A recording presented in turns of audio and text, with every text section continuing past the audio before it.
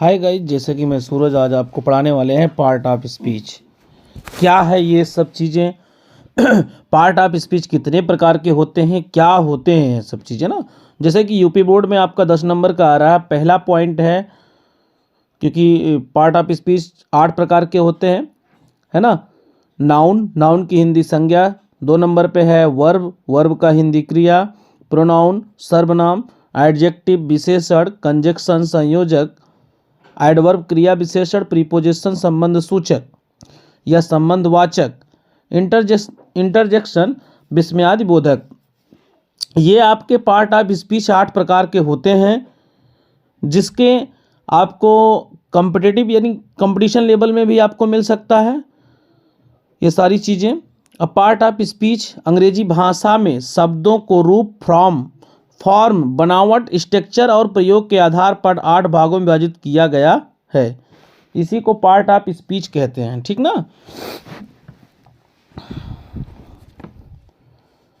Noun, pronoun, adjective, verb, adverb, preposition,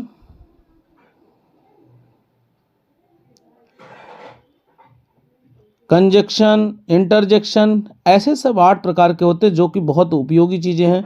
जी हाँ, conjunction जिसे हिंदी में संयोजक कहते हैं। इंटरजेक्शन है विस्मयादि बोधक।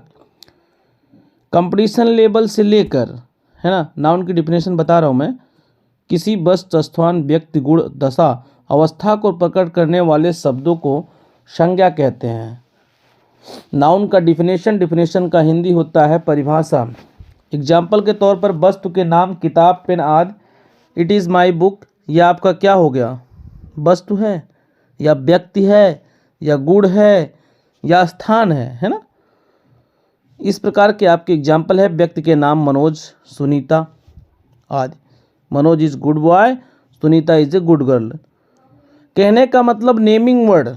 नाउन किसे कहते हैं, नेमिंग वर्ड होता है ना।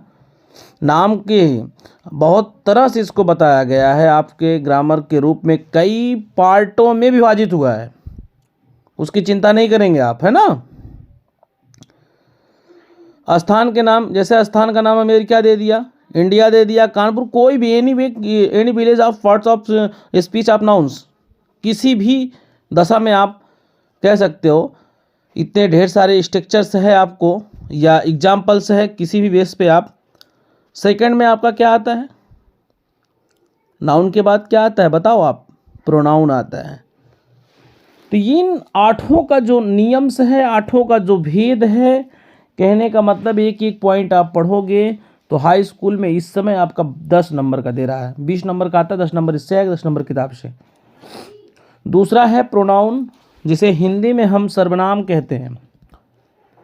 नाउन के स्थान पर प्रयुक्त होने वाले शब्दों को प्रोनाउन कहते हैं या सर्वनाम कहते हैं।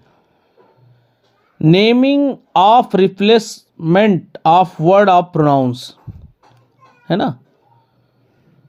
दिया है Manoj is good boy but he is naughty. Manoj बहुत अच्छा लड़का तो है लेकिन शरारती है ना। कौन शरारती है, ही, वह।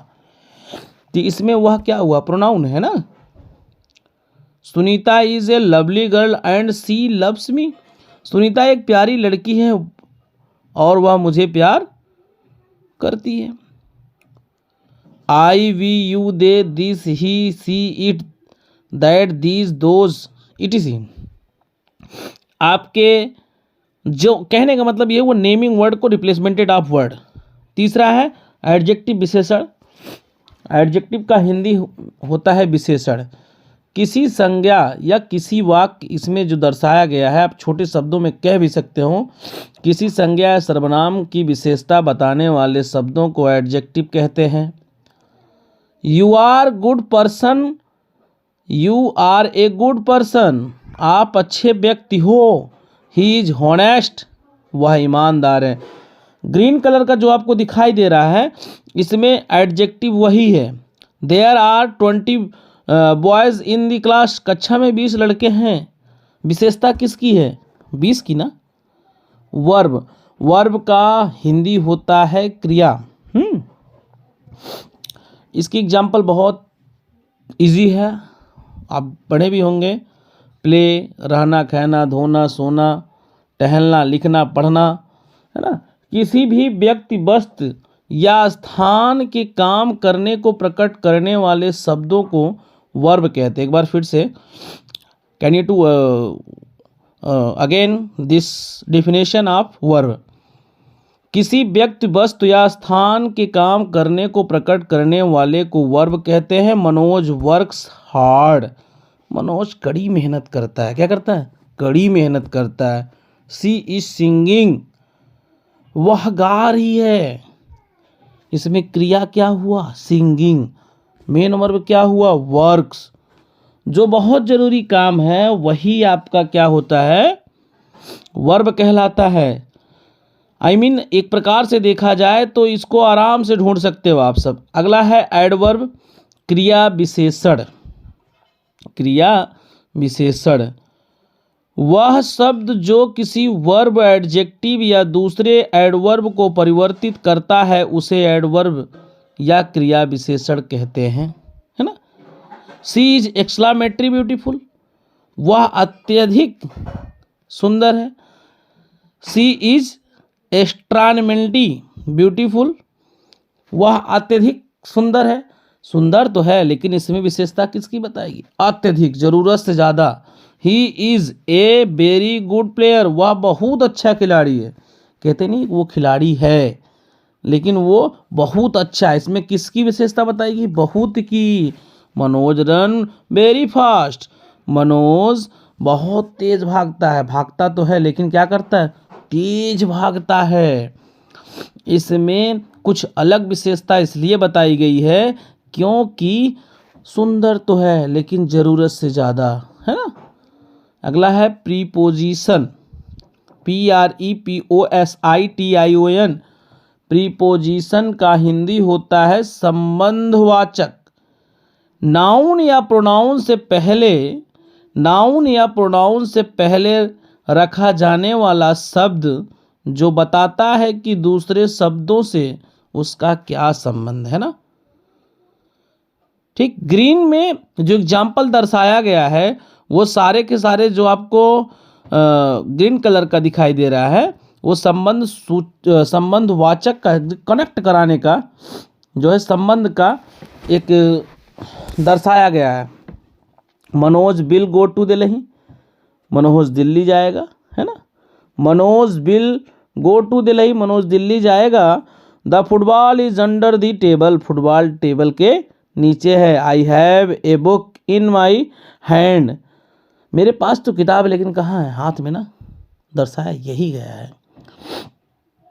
7 नंबर पे आता है कंजक्शन, जिसकी हिंदी होती है संयोजक। दो वाक्य या शब्दों को जोड़ने वाले शब्द को कंजक्शन कहते हैं, या किसी भी वाक्य को जोड़ने वाले शब्दों को क्या कहते हैं? कंजक्शन। ये तो यार एंड, बट, ये सारी चीज़ें क्या करते हैं? जोड़ते हैं। Manoj and Ravi are friends, Manoj और रवि मित्र हैं। लेकिन और मतलब दो लोग हुए ना, जोड़ रहा है कि नहीं, है ना। Boy and girls are playing, he came here but went away, वह यहाँ आया था लेकिन चला गया, है ना। जोड़ने काम क्या किया? बट। कंजक्शन क्या हुआ? बट, है ना। He came here but went away, वह यहाँ आया था लेकिन चला गया। कंजक्शन का मतलब ही होता है कनेक्शन, है ना, किसी भी शब्दों को जोड़ा जाए। 8 नंबर पे आता है इंटरजेक्शन। क्या आता है? इंटरजेक्शन, विस्मयादिबोधक। अचानक दिल से निकलने वाली शब्दों को इंटरजेक्शन कहते हैं। Alas, his father is dead, oh. कहने का मतलब यह है जब भी आप किसी अवस्था में बैठे हैं और अचानक आपको, कहते नहीं, शौक लग गया, कुछ अचानक पता चल जाए, है ना, बैक बिहाइंड टू साउंड्स, पीछे से कोई आवाज़ आ जाए, वो क्या कहलाता है? विस्मयादिबोधक। अचानक दिल से, क्रिकेट कोई देख रहा है, इंडिया जीत गई, India is win, oh my God, shortcut में आज अपने यहाँ यूज होता है OMG, हुर्र, हुर्रा, कई शब्दों में से, है ना। तो ये सारी चीज़ें आपको पार्ट ऑफ स्पीच बता दिया गया। नहीं समझ में आया तो कमेंट करना। दोस्तों अगर वीडियो अच्छी लगी तो लाइक, कमेंट और शेयर करना और सब्सक्राइब करें, जिससे आपको आने वाली वीडियो को पता चल सके। वैसे तो हर रोज़ इस चैनल पर वीडियो आती ही है। धन्यवाद, थैंक्स फॉर वॉचिंग।